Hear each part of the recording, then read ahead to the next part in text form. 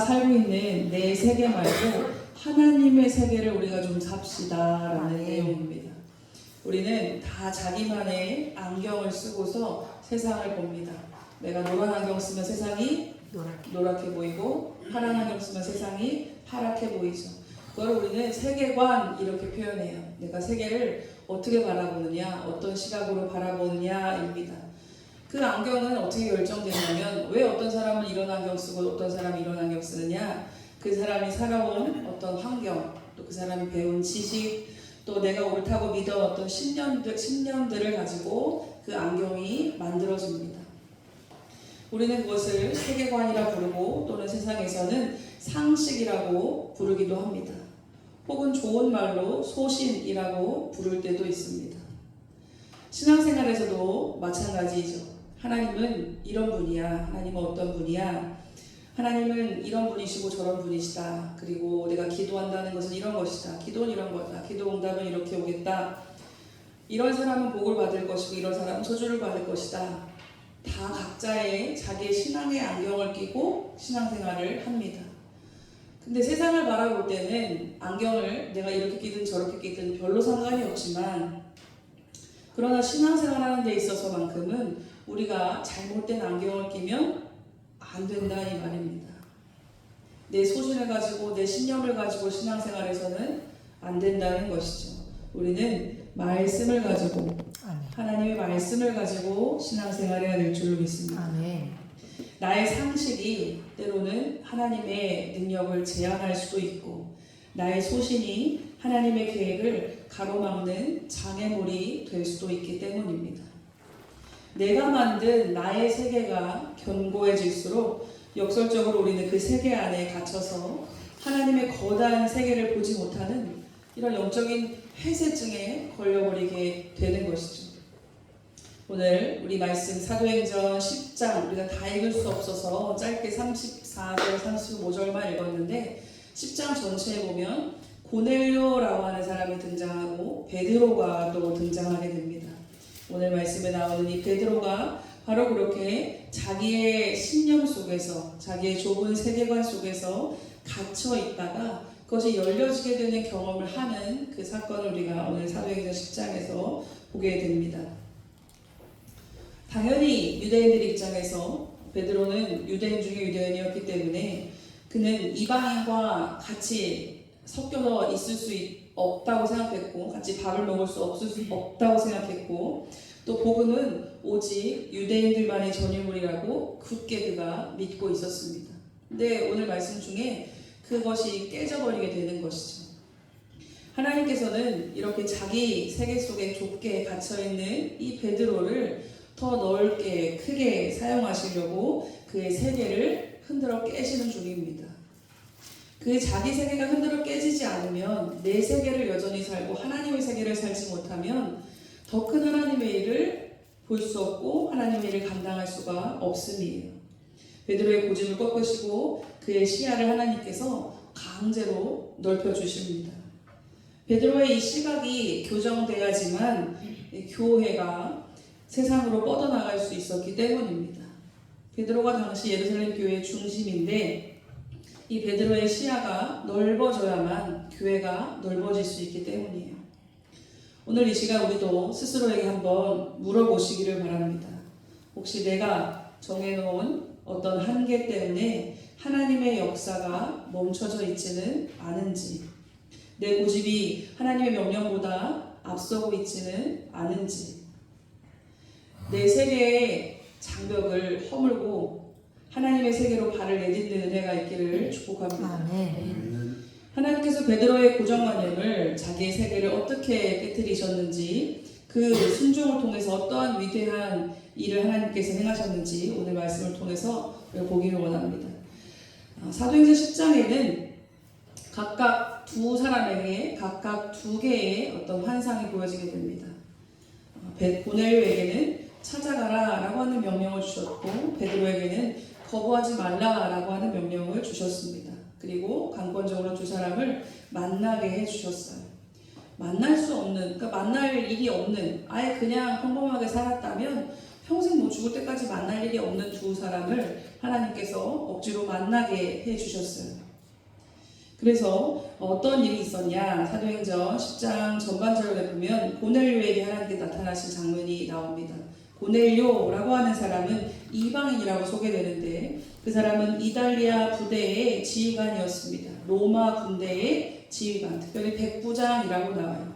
백부장은 밑에 부하들을 100명 거느리고 있다는 거예요. 그러니까 상당히 높은 지위에 있는 이 지휘관이라는 것이죠. 그리고 상당한 신뢰와 지위를 가진 사람이었습니다. 그가 유대 땅에 있는 로마 군대에 복무하면서 이제 생활할 때에 하나님을 알게 된 것이에요. 원래 그는 유대인이 아닙니다. 로마인이에요. 그래서 다른 신을 섬기는 문화 속에서 살았던 사람이지만 그가 유대 땅에 와서 살면서 하나님을 알게 됐어요. 그래서 유대인들이 정기적으로 예배하고 또 정기적으로 기도하고 말씀 공부하는 일에 그도 참여했던 것이죠. 그도 유대인처럼 정기적인 그 기도 시간을 지켰습니다. 그가 베드로를 만나게 되었을 때도 그가 제9시에 기도하는 중이라고 했습니다. 제9시는 오후 3시이죠. 그때 기도하는데 하나님의 환상을 보여주시는 거예요. 하나님의 사자, 하얀 어떤 사람 같은 형상이 사자가 나타나서 고넬료의 이름을 부르십니다. 그리고 말씀하시기를 내 기도와 구제가 하나님 앞에 상달되어 기억하신 바가 되었다. 그가 이방인임에도 불구하고 하나님 말씀을 잘 지켜 살았다는 것을 알 수가 있죠. 기도와 구제를 열심히 했다라는 거예요. 이게 원래 하나님 믿는 사람들이 의무적으로 해야 되는 일이었던 것이죠. 그는 이방인인데도 그렇게 열심히 했던 것입니다. 그리고 하나님이 그것을 다 기억하고 계시대요. 알고 계시대요. 그리고 지금 사람을 욥바로 보내어서 무두장인 시몬의 집에 머물고 있는 베드로라고 하는 사람을 청하라 라고 이야기합니다. 오라고 하라고 하는 거예요. 사람을 보내서 이 베드로라고 하는 사람을 모셔오라 이겁니다. 욥바에 베드로가 왜 거하고 있었나요? 우리가 앞에 9장 말씀에 나왔던 말씀을 앞으로 돌아가서 보시면 지지난주 우리가 말씀 보았죠. 거기서 다비다라고 하는 여제자를 살린 그 사건이 있었습니다. 그 이후에 이제 이 일이 있게 되는 것이죠. 그 동시에 이쪽 편 욥바에서 베드로에게는 무슨 일이 있었냐? 고넬료에게는 하나님이 이렇게 환상과 말씀을 주셨고 동시에 베드로에게 하나님이 어떻게 하셨냐? 고넬료가 이제 사람을 보냈습니다. 하나님 보내라고 했으니까 사람을 보냈는데 도착하기 직전에 욥바의 그 지붕 위에서 베드로가 기도를 하고 있었다는 거예요. 베드로도 기도를 하고 있었어요. 기도하고 있을 때 그가 또 환상을 봅니다. 하늘이 열리고 하늘에서 큰 보자기 같은 그릇이 이렇게 보자기에 달려서 내려오는데 그 안에 먹을 수 없는 율법에서 금지한 그러한 것들이 가득 들어있는 것이죠. 부정한 짐승들이 들어있습니다. 4발 가진 짐승, 기는 것, 공중에 나는 것 이런 부정한 짐승들이 그 안에 들어있으면서 이거를 일어나 잡아먹으라 라는 음성이 들렸습니다. 그때 베드로가 속되고 깨끗하지 않은 것을 결코 먹을 수 없습니다. 왜냐하면 베드로가 하나님 말씀을 잘 알고 하나님 말씀 율법에는 이거 먹지 말라고 한 것들이 있는데 그 먹지 말라고 한 게 거기 보여지는 거예요. 근데 하나님이 그거를 먹으래요. 근데 베드로가 하나님 그건 속되고 깨끗하지 않은 거니까 부정한 거니까 내가 먹을 수 없습니다 라고 거절했습니다. 그러니까 하나님께서 뭐라고 말씀하시냐면 하나님께서 깨끗하게 하신 것을 네가 속되다 하지 말라 라고 하는 음성이 이제 3번 반복됩니다. 이방인 중에서 이미 복음을 듣고 최초의 그리스도인이 될 사람을 하나님은 예비해 놓으셨습니다. 그게 바로 고넬료예요. 유대인들 안에서는 얼마든지 하나님의 역사가 일어날 줄 알았지만 이방인들 중에서도 이런 일이 있을 거라고는 상상조차 해보지도 않았습니다. 당연히 그들은 하나님을 모르는 사람들이고 외인이고 알아도 깨닫지도 못할 미개한 사람들이에요. 유대인들이 생각할 때. 근데 하나님께서는 그 많은 유대인들이 아니라 고넬료가 하나님 앞에 이렇게 신실하게 지냈던 것들을 다 보고 기억하고 계셨다는 거예요. 그리고 그가 기도할 때 하나님이 말씀으로 베드로를 데리고 오라라고 말씀해 주셨습니다. 그리고 베드로도 기도할 때 그 환상을 보여주심으로 그것을 먹으라라고 이렇게 말씀하시는 것이죠. 전혀 있을 수 없는 일인데, 베드로의 생각 속에서 전혀 있을 수 없는 일인데 하나님이 그것을 깨시는 거예요. 이방인이 이제 그리스도인이 될 참입니다. 그에 앞서서 하나님께서 베드로에게 먹지 못할 부정한 것들을 보여주시면서 이거를 먹으라라고 하시는 거예요. 사실 그거를 먹지 말라고 명령하신 분이 누구셨냐? 하나님이셨어요. 그들이 이제 광야 생활할 때, 이스라엘 백성들이 광야 생활할 때에 이거 먹으면 안 되고 이거는 어떻고 하나님이 율법으로 알려주셨습니다. 베드로는 내가 율법을 잘 알고 있으니까 이거를 먹으면 안 됩니다. 하나님 말씀 어기는 거니까 안 돼요. 그런데 다시 그걸 먹으라고 하는 분도 누구시냐면 하나님이세요. 그러면 베드로는 과연 어떤 명령에 따라야 됩니까? 내가 여태까지 배워온 자기 지식입니까? 아니면 지금 나에게 말씀하고 계신 하나님이십니까? 말씀하고 계신 하나님. 하나님의 음성을 들어야 된다는 것이죠. 여기서 이제 이단들이 나오는데, 성경에 우리 이제 신앙의 기준이 성경이에요. 오늘날 우리 그리스도인들에게는 신앙의 기준이 성경인데, 성경에 없는 이야기를 하면서 하나님이 나에게 직접 말씀해 주셨다, 내가 응답받고 계시받았다라고 하면서 성경에 없는 이야기들을 하는 사람들이 이제 나타납니다. 그러면서 이 이야기를 해요. 베드로도 자기가 율법으로 먹으면 안 되는 건데 하나님 먹으라고 해서 먹었지 않냐라는 이야기를 합니다. 근데 그것은 신약교회로 넘어오면서 하나님께서 율법을 폐기한 게 아니라 예수 그리스도로 율법을 완성하셨다고 하셨고, 이제부터 우리는 모든 생활의 기준이 하나님 말씀이에요. 이 성경 외의 이야기는 지금 있을 수가 없는 시대를 우리가 살고 있습니다. 다시 돌아와서 고넬료를 만났을 때 베드로가 하나님께서 나에게 주신 말씀이 있어서 당신의 청을 거절하지 않고 내가 왔지만 왜 불렀습니까? 라고 이렇게 물어봅니다. 베드로 입장에서 알지도 못하는 이방인 그 군대 지휘관이 나를 오라는 거예요. 사람을 보내서. 그래서 고넬료에게 왔습니다. 자기가 오고 싶지도 않고 올 이유도 없지만 자기가 직전에 지금 방금 하나님께서 보여주신 환상이 있잖아요. 그래서 뭔지 모르겠지만 어쨌든 순종해야 되겠네 라고 해서 왔습니다. 고넬료가 어떤 사람인지 알지 못하지만 하나님이 가라고 하셨으니까 왔습니다. 그래서 고넬료에게 묻는 것이죠. 내가 거절하지 못해서 왔지만, 순종함으로 왔지만 근데 왜 불렀습니까? 이유가 뭡니까? 그랬더니 고넬료가 뭐라고 이야기합니까? 사도행전 10장 우리 34절 그 위의 말씀이죠. 33절 내가 곧 당신에게 사람을 보내었는데 오셨으니 잘하였나이다. 이제 우리는 주께서 당신에게 명하신 모든 것을 듣고자 하여 다 하나님 앞에 있나이다. 그가 베드로가 왔을 때 엎드려서 절을 했다고 했습니다. 절을 할 그런 대상이 아니에요. 오히려 이 고넬료가 절을 받으면 받았죠. 지위가 높은 사람이니까. 근데 베드로에게 절을 했다는 겁니다. 왜냐하면 하나님이 보내신 사람이라고 그가 믿었고 하나님 말씀을 해줄 사람으로 그가 생각했기 때문이에요. 그래서 겸손하게 하나님 말씀을 듣고자 하고 하나님이 나에게 어떤 음성을 주셨고 어떤 메시지를 주셨는지를 베드로에게 다 이야기를 합니다. 그리고 당신이 하는 그 얘기를 내가 지금 듣고 싶어요. 나뿐만이 아니라 지금 나와 함께한 이 모든 사람들이, 내 가족들, 가까운 친척들 다 불러 모았거든요. 이 사람들이 다 그 얘기를 듣고자 합니다.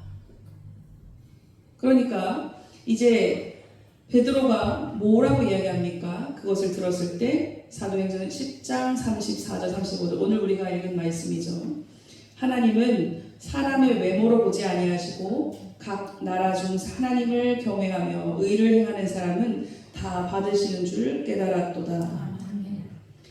하나님이 보시는 이 시각에 대한 고백입니다. 하나님의 세계를 보는 고백이에요.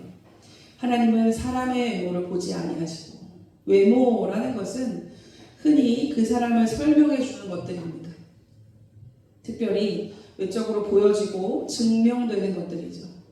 어떤 생김새, 또 출신, 가문, 학력, 또 직업, 사는 집, 재력 등등 우리가 그 사람을 보고 이 사람은 어때? 라고 판단할 수 있을 만한 그 모든 것들을 외모라고 할 수 있을 것입니다.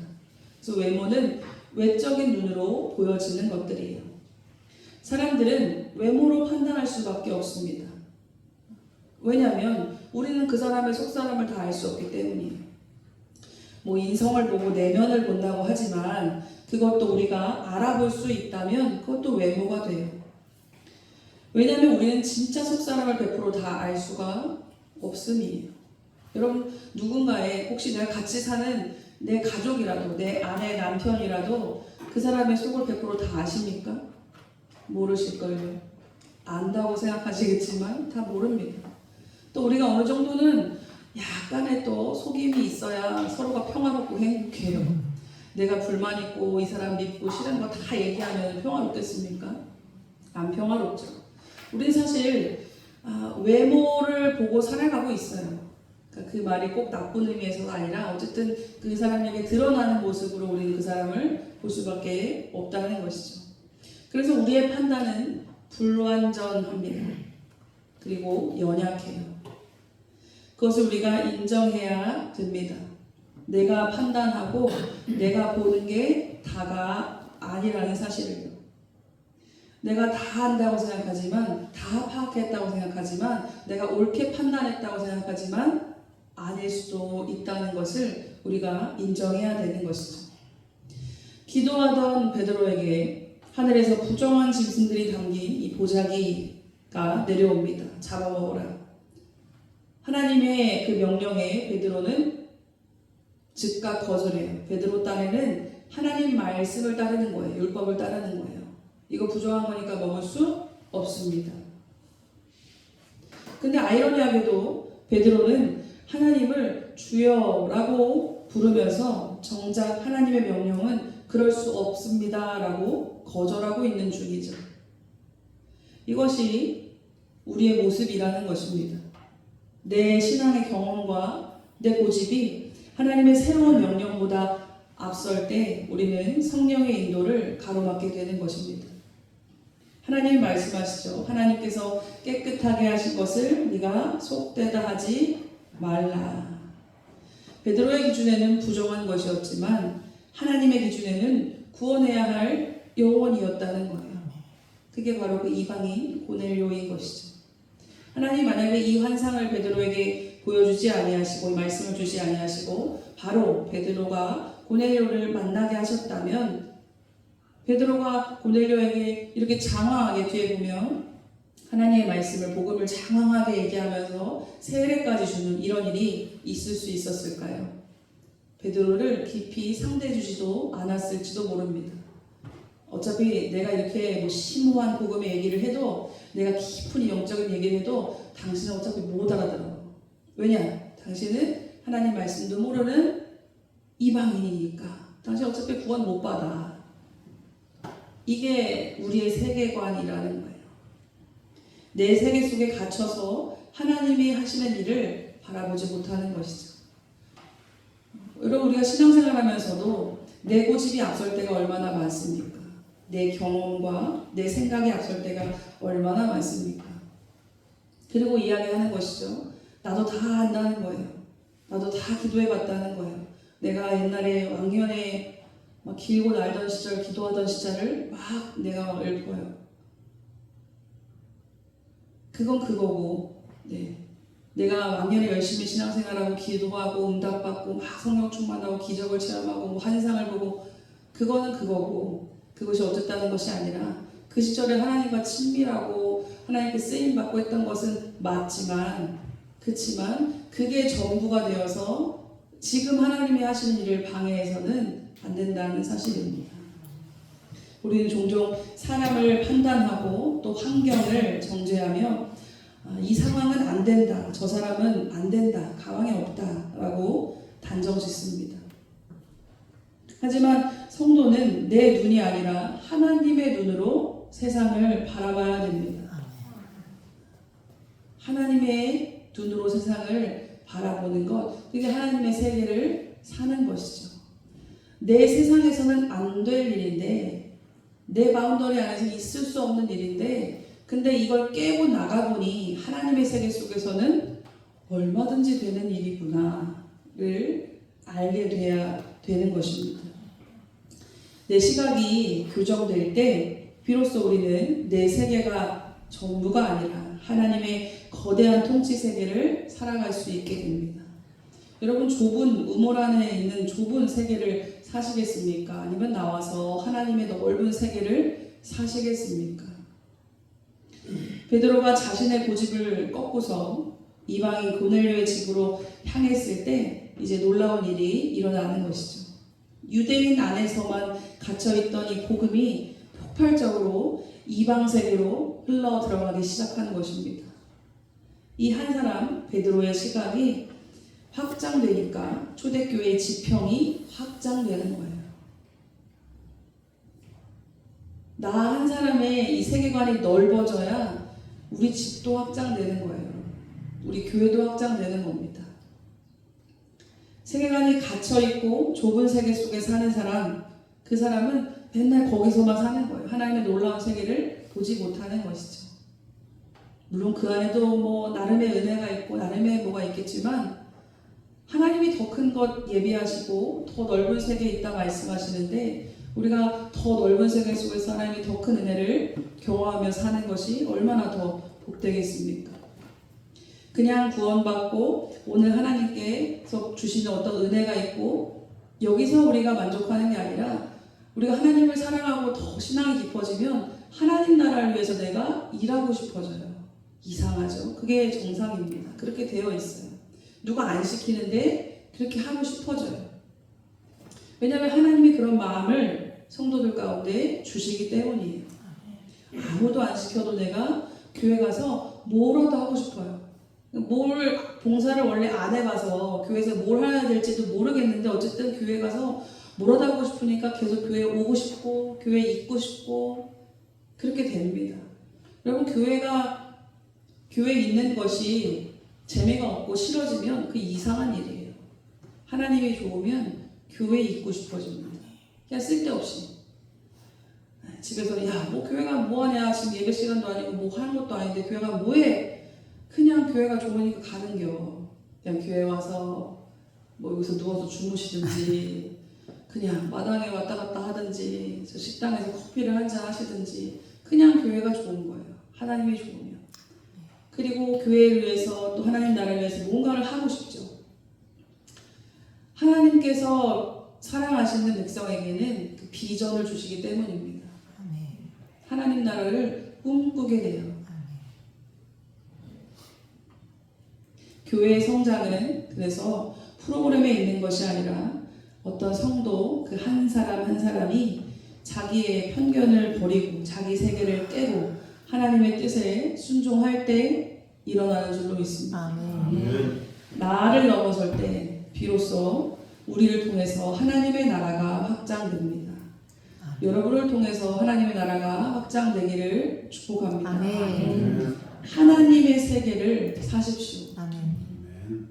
오늘 여러분을 붙잡고 있는 결코 그럴 수 없습니다 라고 하는 고집은 무엇입니까? 내 경험과 상식의 울타리 안에서 하나님을 가둬서는 안 됩니다.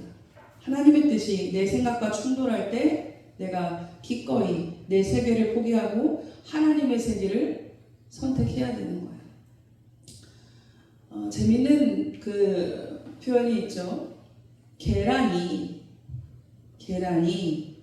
남이 깨주면, 밖에서 깨면 후라이가 되는데 내가 깨고 나오면 닭이 된다는 거예요.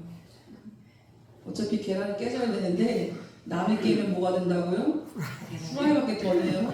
의미가 없어요. 근데 내가 깨고 나오면 닭이 된대요.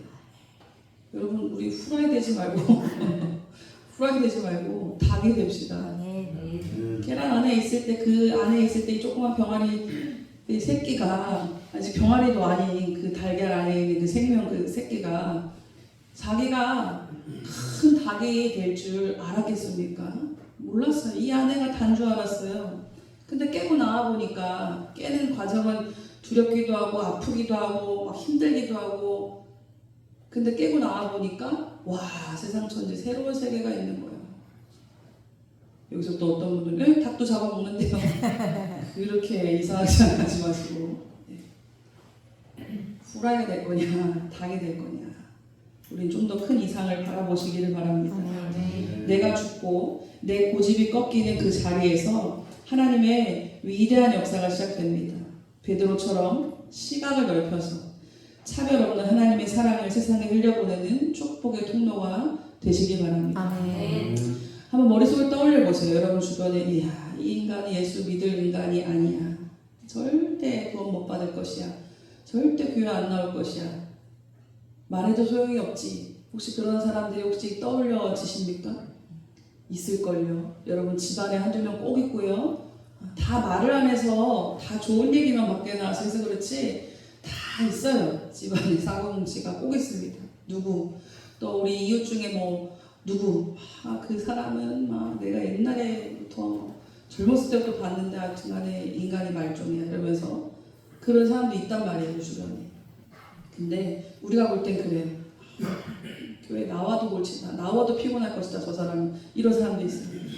근데 하나님 보시는 시간이 어떨지 우리가 알지 못해요. 따지고 보면 저도 목사 안 됐으면 교회나 나왔을란가 모르겠어요. 막 신나게 돌아다니면서 재밌게 하나님 없이 살다가 두드러 맞고 막 이랬을 수도 있겠죠. 모를 일입니다. 상상하지 마시고 하나님의 은혜로 우리가 이만큼 사는 거죠. 하나님의 은혜가 다 필요합니다. 나의 생각 속에 가둬두지 말고 오늘부터 그 사람을 위한 기도를 시작하세요. 여러분이 그 사람한테 가서 설득하고 뭐 타일러 가지고 코를 꿰가지고 데려올 필요가 없어요. 그거 하라는 게 아니라 그 사람을 위해서 마음을 열고 하나님이 주시는 기대감을 가지고 기도하시면 됩니다. 그럼 그 이제 뒤에 일은 누가 하십니까? 하나님이 하시죠. 어떻게 역사하실지 몰라요. 여러분 얼마나 많은 간증과 기록들이 있습니까? 조폭이 예수 믿고, 그죠? 살인자가 예수 믿고, 물론 그런다고 그들의 잘못이나 죄가가 없어지는 것은 아니에요. 그에 대한 상응한 것들을 또 받으며 살아요. 보면 다 그게 있습니다. 뭐 어떠한 죄인이라도 하나님이 그 10년 가운데 새해를 시작하셔서 정말 진실되게 그들을 변화받고 예수 믿고 구원받는 역사들이 얼마든지 많다는 사실입니다. 그러니까 여러분들이 제한하지 말고 하나님의 일을 하나님의 손을 제한하지 말고 기도를 시작하시길 바랍니다. 아멘. 오늘 하나님께서 베드로에게 보여주신 환상은 단순히 음식에 대한 이야기가 아닙니다. 뭐를 먹고 먹지 말라는 이야기가 아니죠. 그것은 내가 정해놓은 한계를 깨뜨려라 라고 하는 하나님의 강력한 초대예요. 우리는 기도의 자리에서조차 하나님 이게 될까요? 라고 하는 미심쩍은 이 마음을 가집니다. 저 사람은 절대 안 될 것이다. 이 문제는 절대 해결될 수가 없다. 하나님 할아버지가 와도 안 된다. 라고 말하면서 하나님의 손길을 제한하곤 합니다. 그러나 우리의 그 완고한 마음을 오늘 이 시간 버리시기를 바랍니다. 베드로처럼 그럴 수 없습니다. 그런 것들을 내려놓아야 돼요. 내 경험과 판단을 십자가 앞에 못 받고 주님 이해되지 않지만 알 수 없지만 말씀하시면 하겠습니다. 절대 순종의 고백으로 여러분의 입술의 언어를 바꾸시기를 바랍니다. 내 고집이 꺾이는 그 지점이 바로 하나님의 놀라운 역사가 일어나게 되는 지점입니다. 그럴 수 없나이다를 말씀하옵소서로 바꾸세요. 내 생각은 이렇지만 하나님의 뜻이 그러하시다면 아멘입니다. 이 한마디의 고백이 여러분의 인생을 바꾸고 하나님 나라를 이 땅에 임하게 할 것입니다. 우리 고린도후서 1장 20절 말씀을 제가 읽어드리고 마치겠습니다. 고린도후서 1장 20절 하나님의 약속은 얼마든지 그리스도 안에서 예가 되니 그런즉 그로 말미암아 우리가 아멘하여 하나님께 영광을 돌리게 되느니라. 아멘. 기도하겠습니다. 하나님, 우리는 자주 내 경험과 상식이라고 하는 좁은 울타리에 갇혀 삽니다. 주님의 명령보다 내 고집이, 내 상식이 앞섰음을 회개하오니 이제 내 안경을 벗고 하나님의 시각으로 세상을 보게 하여 주시옵소서. 안 된다라고 하는 부정의 말을 거두고 주님이 하시면 됩니다라고 하는 믿음의 말을 할 수 있도록 도와주시옵소서. 예수님의 이름으로 기도드립니다. 아멘.